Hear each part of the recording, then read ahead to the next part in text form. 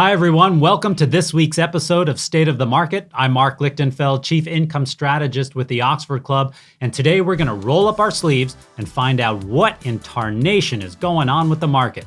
But before we dive in, do me a favor and click the like and subscribe buttons below. We're almost at 15,000 subscribers, and with your help, we could get there this week. You'll never miss another State of the Market video, and I'll have bragging rights at our next company meeting. Yes! Now, back to the topic at hand. On Monday, the Dow plummeted 1,000 points before yo-yoing back to close the day in the green. The notorious FED is poised to hike interest rates, and Bitcoin is crashing harder than Charlie Sheen after a 72-hour bender. It's like winning. Given the state of the market, Hey, that's the name of the show. you're probably wondering, are we heading for a bear market? Well, I've got a fresh scoop for you, Lois Lane. We're in one, but nobody knows it. That's the loudest profanity I've ever heard. Officially, a bear market is when the market is down 20% from its high.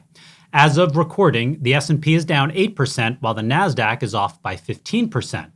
According to official statistics, we're far from bear territory. But, like Mark Twain once said, there are three kinds of lies: lies, damned lies, and statistics. Like most half-baked economic stats, the standard equation for determining a bear market obscures a lot of important information. While the broad averages aren't officially in bear market territory, most stocks are. An incredible 63% of the 3,000 stocks that make up the NASDAQ composite are in a bear market. In my book, if 63% of you is a bear, then you are a bear.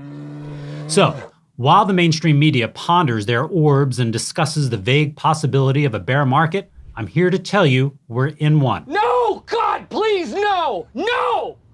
It's like watching the weather guy in your local news saying that there might be a storm on the horizon and there are cows whipping past your bedroom window at 100 miles an hour. So, what does that mean for you as an investor? If you're a short-term trader, you need to be nimble. Keep tight stops on your trades and be ready to exit if your breakouts or trend trades don't work. Don't let a trade become an investment. You have to be like Leonardo DiCaprio, jumping from one 20-year-old model to the next, never overcommitting or letting yourself be vulnerable with them. And if you've never shorted a stock or bought puts, this is a good time to start. I've helped balance out the portfolio in several of my trading services with short positions, and those short positions are working out real nice. Really nice. Now, if you're a long-term investor, I wouldn't worry about it much. Bear markets happen regularly. They're like the flu. It feels awful and like it's never going to end, but one day you wake up surrounded by used tissues and you feel fine. Bear markets last an average of about 18 months and then recover, just like when you're sick or Leo when he briefly allows himself to fall in love. Within a few days, you're back on the golf course or luxury yacht, and after a bear market, if you're smart, you picked up some stocks at a bargain and reinvested your dividends at a lower price. One last thing before I go, if the volatility of the stock market keeps you up at night, consider moving more of your portfolio into bonds. Bonds are very different from stocks. They're much lower risk and they pay out a steady stream of income. I'll probably do a video on bonds in the future, but if you want to find out how to make money in bonds in this market right now, just click the link in the description below. And I'll leave you with this nugget of wisdom from a commenter on the Wealthy Retirement Facebook page. You commies think the stock market is in a dip? Search yourself up some graphs of the 70s and 80s.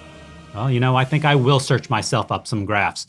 Thanks for watching State of the Market. I'm Marc Lichtenfeld, and I will see you next week.